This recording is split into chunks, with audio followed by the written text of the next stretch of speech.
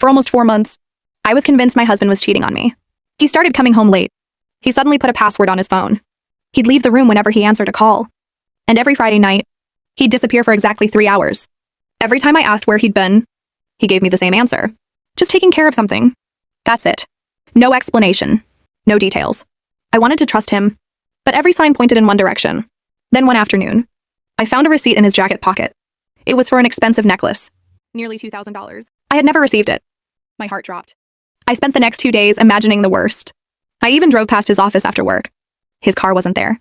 That was the moment I decided I was going to follow him. The next Friday, he left the house around 6. I stayed a few cars behind. Instead of driving to a restaurant or someone's apartment, he pulled into the parking lot of a children's hospital. I parked across the street. I watched him walk inside carrying a backpack. 20 minutes later, curiosity beat my fear. I went inside. A nurse stopped me and asked, "Are you here with Daniel?" I nodded without thinking. She smiled. "He's in the playroom with the kids." Kids? I walked toward the room and froze. My husband, the man I thought was having an affair, was sitting on the floor wearing a ridiculous superhero cape, making a group of sick children laugh. One little girl wrapped her arms around him and said, "You're back!" He smiled so genuinely. I'd never seen that expression before. Then he noticed me. His face went completely pale. After the kids left, we sat in the hallway. He finally told me everything. Years before we met, his younger sister had died from cancer.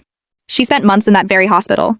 Before she passed away, she made him promise that one day, if he ever had the chance, he'd make other sick kids smile the way volunteers had made her smile. Every Friday. For the last 6 years, he had quietly kept that promise. He never told anyone, not even me. He said he wasn't looking for praise. He just didn't want his sister to be forgotten. Then I asked about the necklace. He laughed for the first time all evening. It wasn't for another woman. It was being auctioned at a charity fundraiser to help pay for treatments for families who couldn't afford them. I felt tears rolling down my face. For months, I had doubted the man I loved. Not because he had given me a reason, but because I'd filled in the blanks with my own fears. The following Friday, he didn't go to the hospital alone. I went with him. We've been volunteering together ever since. And every time a child smiles, I'm reminded that sometimes the truth hiding behind someone's silence is far more beautiful than the story we create in our heads.